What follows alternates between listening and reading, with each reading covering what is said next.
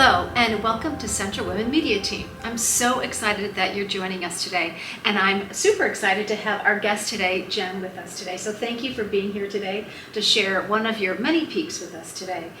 So before we get started with one of Jenn's peaks, why don't you tell us just a little bit about yourself? Hi. Okay. Well, I'm married, a working mother. I have 3 daughters, a dog, and chickens, and yeah. Oh, dogs and chickens? Yes. Oh, I didn't know that. And then what are the ages of your 3 daughters?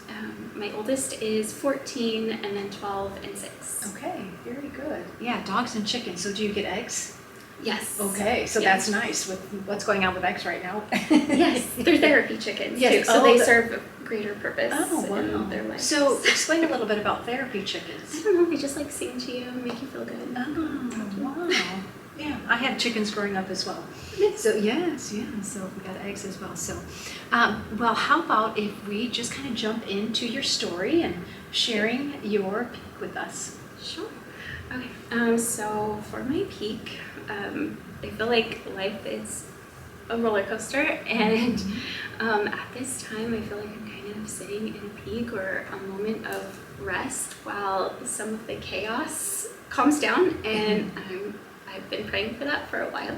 It's been very chaotic, but my peak would be that God has given me a positive memory with my husband.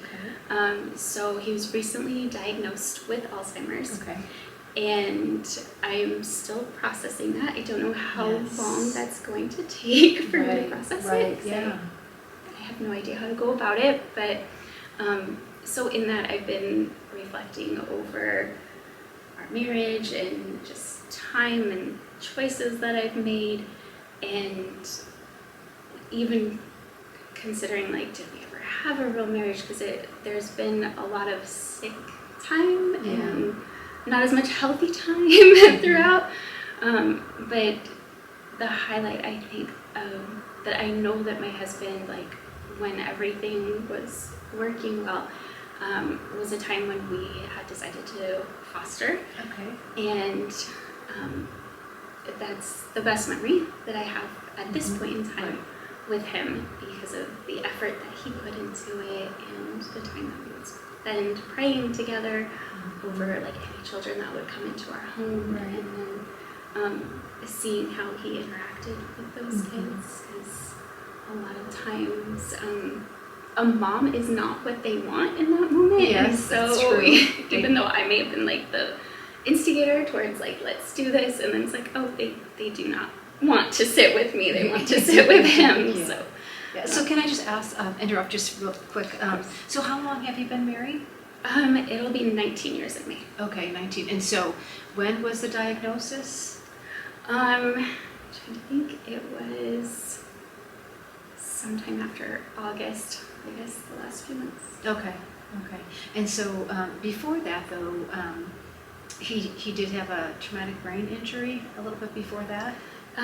Whenever we first got married, it was just before 3-month mark, he had a brain hemorrhage, so a stroke that, like, the blood soaked 80% of his brain. So it was 2 weeks in a coma and ICU, and then a few months inpatient and then outpatient rehab. And the next, like, couple years was all just improvements, and he was able to get back so much of his life and abilities, and so it was like ground zero to, like, working up. So now I feel like we're kind of, now we work backwards. Yeah. So it was 3 months after you got married?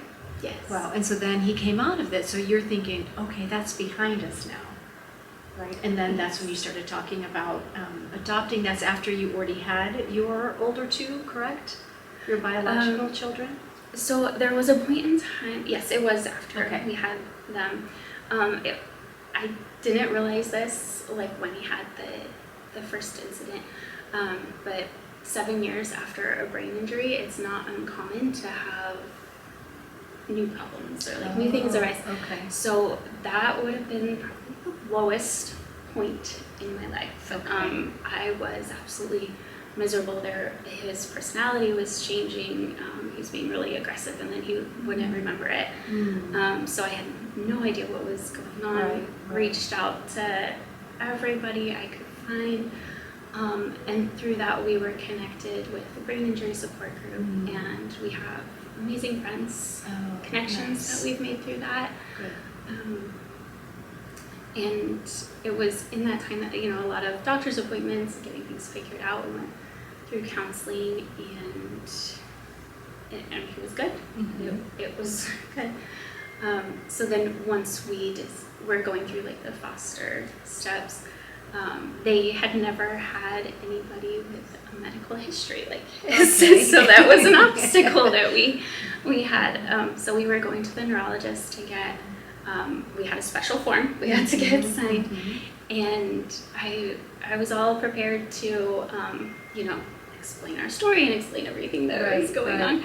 And the neurologist just like picked up an evaluation that had been done during that low point in my life, and he was like, I have no concerns with Zeb being a foster parent, like, because he's had this done, like there's nothing in here that would concern me with that. And so I signed it and we moved on, and I was in the parking lot and I just like felt like this like rush, like chills. I don't know if I was like, all that hard time was for this moment, like that's God just working out all the details. Right. So through that time then, when did you adopt then your youngest? So that would be, so we got our license, and then there was a little boy who came to stay with us for 5 months. Okay, so you fostered first? Yes, we were. Okay, you fostered first. And so he was there 5 months, and we knew it would be a short term. It was good for him to be reunified. That's what we were working towards. Right. Still really hard. And so we took several months to just grieve that. Yeah, that's really hard. Right. And then we heard about like our youngest, that she was going to be born and stuff, and then we got the call and we were able to pick her up from the hospital. So I did get her from the hospital when she was 5 days old. Oh wow. Met the birth parents, exchanged numbers so that we could work with them. So it was an open adoption, because it's very common now to have open adoptions. At that point, it was just foster. Oh, it was just fostering. That's right. Okay, so it wasn't adoption yet. Okay. Yes, and there was a big push, I think, for the foster families to work with the birth parents. Birth parents. Yes. Yeah, and towards reunification, and I was all for that. And ended up with a great relationship with the birth mom, and I mean, I would text her photos of my youngest. At the time it was her, still, still working towards that. And so, like, I was feeding it to him. And like, if I were in that situation, I would be up worried sick about my baby. So I would text her a picture. She'd respond within seconds. Thank you. Nice. That's awesome. So it was 2.5 years, and then, how foster goes, there's ups, there's downs, it ended up going to severance, and then my husband and I adopted when she was 2.5 years old. And how old is she now? 6. 6 years old. Okay. Yeah. So so the peak that you're remembering now is your husband is not in the place that he was when you adopted her, right? He's kind of I guess slid back with his brain injury, and so it's made it a little difficult for that relationship to continue with him in the way that it was before. But he's still a part of your family, and you are reflecting on the great times to remember how it was at that time, so you can bring joy to your family through the difficult, challenging time that you're actually going through right now. Yeah, very good. And so how do you do that? How do you still incorporate your husband in the family, and then also I know the birth parents are involved as well. You have these great opportunities for everybody to get together as one big community. So kind of explain a little bit about that, because that says a lot about you as a woman and just your kind heart and what God is calling you to do to keep those relationships nourished. Well, sometimes you get very overwhelmed with life and all that we need to do, and the Bible's very thick and all that, we need to follow. So I just go to the one rule, which is love one another. And then I'm like, okay, I'll just focus on that. I love just that. improve That's on that. simple. Love one another. That's great advice. Just love one another no matter what's going on in your world, right? I love that. Love that. Good advice. So her birth parents do live close to us. Okay. And whenever there's holidays or anything, we invite them, and the majority of the time they're able to come. Oh, that's awesome. And they have a little boy at home, Okay. so comes, and it's sweet, brother and sister just sitting together on Christmas. Nice. It's so nice. Yeah, so then it did end up being an open adoption where that you still communicate with them and they get to see each other. And you get to be a part of their life, but also the little boy that they have at home gets to see his sister, and she gets to see him as well. He does call me Aunt Jenn. Oh, Aunt Jenn. Oh, I love that. I love that. And then your husband, he's still involved. You actually do special things with him and the family to keep the family together. Yes, as much as we're able, and as much as we can, just trying to grow that more and more. There was recently a father-daughter dance that my youngest really wanted to go to, and so my husband took her. It was really nice. cute. He's like, "You're staying in the parking lot, right?" Oh. Yes, I will be right here. So super sweet. Wow, that's awesome. Yeah, so she had a good time. she did. She Good. loved it. Good. And then you're like his security blanket to be in the parking lot. That was Thank you. nice. Yeah, I think he relies on means of trying to of course. work all that out as it changes, because it seems like something that's going to be changing. Yeah. As time goes on. Yeah, for sure. Yeah, that's got to be difficult. But you're actually finding the joy in the difficult moments, and so I just want to thank you for doing that. Be such a strong woman, and because we do know each other from the Foster Adopt group on the Mesa campus, and we get to see each other every other week, and so it's just a pleasure to know that you really love children. And you just want to make a difference in people's life and really living out the love of one another. Like, you are a true example of that. And I really appreciate that. Just knowing you the last couple of years. Yeah. And thank you, Becky, so much for doing that. I know Yes. you ladies are so busy, and it's a lifeline. I know our group is small, but it matters a lot. I appreciate that. Yeah, I know. It doesn't matter if it's small. God has a purpose for everything in every season. So Becky and I are just glad that we can do that. Before we wrap up, is there anything else that you want to share with the audience today? Okay. There is one more thing. So when I started on this foster journey, I was thinking about what is it that I've been gifted with, because we're blessed to be a blessing, and Yes. my family is what I value most, and I'm so grateful for my mom and my dad, and I know they're not perfect, but they are absolutely perfect for me. Yep. And I wanted other people to have that didn't. And that is where God has shown up, and I think I'm sharing this thing that I have, and God has blessed me back immeasurably more. So awesome.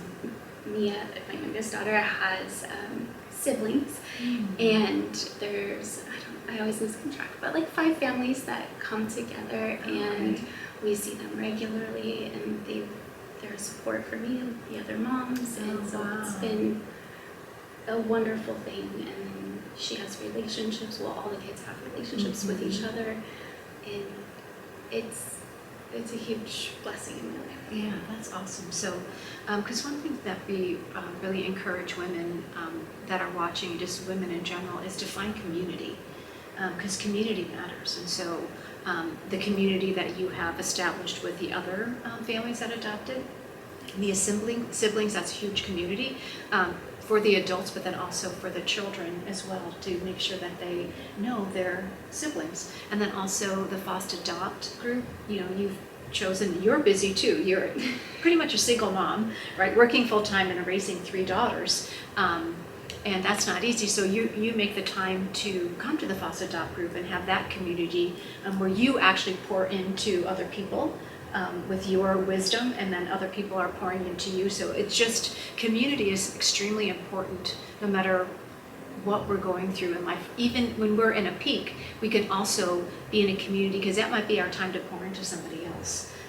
So I really appreciate you sharing that about the community of other families, because that's huge. And then I know your family, your parents have been a great blessing to you as well, being there for you and being a support. Yes. Yeah. So anything else you want to share? Oh, no. Thank you so much for No. asking me to come. Of course, and thank you for sharing your story. And ladies, we just want to encourage you to find community, and whether it's at the local church, whether it's a neighborhood gathering, just find other women that you can have community with, so that when not if, but when life throws its curveballs at you, that you have people around you that can pray for you, that can fill in the gaps for you and lift you up when you need it, because definitely we know challenges come. So thank you, ladies, so much, and don't forget to like and subscribe. Also download our podcast as well. So take care, ladies, and we'll see you next time.